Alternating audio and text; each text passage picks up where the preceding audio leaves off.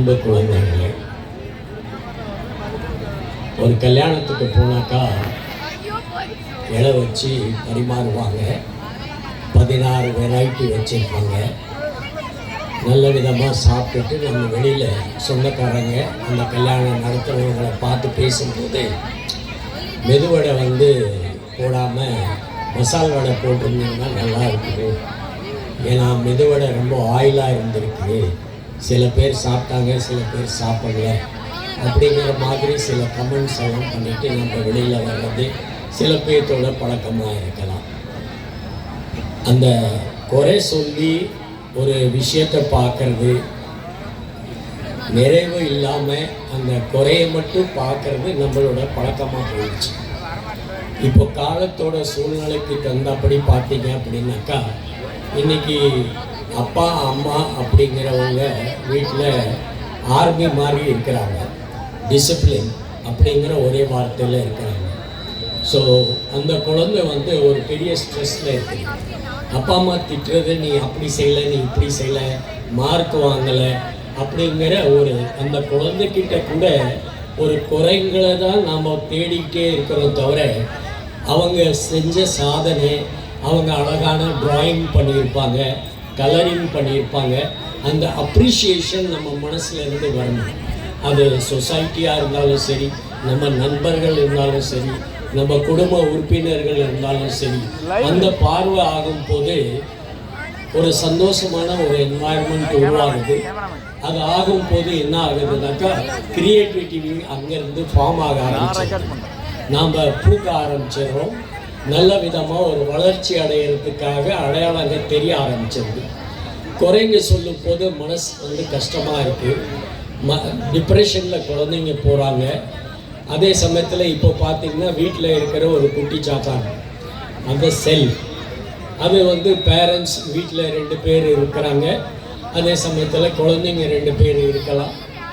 அந்த குழந்தைங்க வீட்டில் வரும்போது ஸ்கூலை விட்டு பார்த்தீங்க அப்படின்னாக்கா, அப்பா அம்மா செல்லில் இருக்கலாம். அதே சமயத்தில் அந்த குழந்தைங்களும் செல் எடுத்து உட்காந்துக்குவாங்க. ஸோ இது என்ன ஆகுதுனாக்கா, இன்டைரக்ட்லி நம்மளுக்கே அறியாமல் நாம் ஒரு பிரிவினைவாதத்தை அந்த இடத்துல கொண்டு போயிட்டு இருக்கிறோங்கிற ஒரு உண்மை இருக்குது. ஸோ குழந்தைங்க முன்னால் அந்த செல்லை நீங்கள் பார்க்குறது, யூஸ் பண்ணுறது, ஒரு தடவை குழந்தைங்களை பார்த்தோன்னே எடுத்து தனியாக வச்சுருங்க. அண்ட் அந்த குழந்தைங்க கூட நீங்கள் இன்ட்ராக்ஷன் பண்ணணும். தாத்தா பாட்டிங்கெல்லாம் அந்த காலத்தில், நம்மளோட முதியோர்கள், நாம் வளர்ந்த விதம் நீங்கள் எல்லாம் பார்த்தீங்கன்னாக்கா, நம்மளை கொஞ்சுவாங்க, திட்டுவாங்க, அடிப்பாங்க, எல்லாமே செய்வாங்கங்கிறது இருக்குது.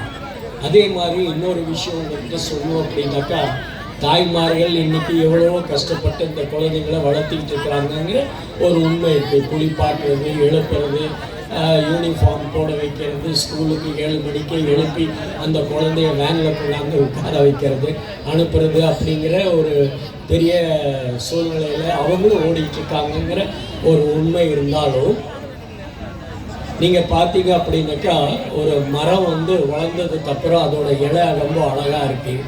பூ பூக்கிறது பாருங்கள் எவ்வளோ அழகாக இருக்குது.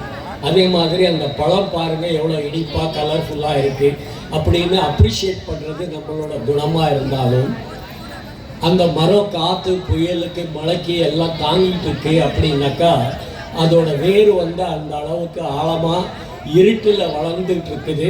அதே சமயத்தில் அது அந்த மரத்தை தாங்கி பிடிச்சிக்கிட்டு அதை ஸ்ட்ராங்காக நிறுத்திட்டு இருக்குங்கிற ஒரு சிச்சுவேஷன், உண்மையான ஒரு சிச்சுவேஷன் இருக்குது. அதில் தான் அந்த தகப்பனார் அவரோட பார்ட் அதில் ப்ளே பண்ணுறாருங்கிறது இருக்குது. பகலில் சண்டை போட்டுக்குவார், குழந்தைய ஒரு தட்டு தட்டிடுவார். நைட்டு வீட்டில் வரும்போது அந்த குழந்தை தூங்கிட்டு இருக்கு. அப்போது கேள்வி என்னன்னா, அவன் சாப்பிட்டானா? தூங்கிட்டு இருக்கிறான், ஆனாலும் அவன் மனசு அவன் சாப்பிட்டானா அப்படிங்கிற ஒரு கேள்வி அங்கே வரும். ஸோ இதுதான் அந்த பாசத்தோட பிணைப்பு. அதனால் நீங்கள் அவங்க கூட விளையாடுங்க, திபூர் பண்ணுங்க. அதுதான் நாங்கள் இப்போ சின்ன வயசுக்காக சொல்லுவோம்.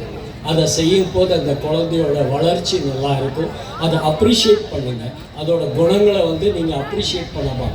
குறை பார்க்கறது நீங்கள் சைக்காலஜிக்கலி நிறுத்திக்கணுங்கிறது தான் என்னோட வேண்டுகோள்.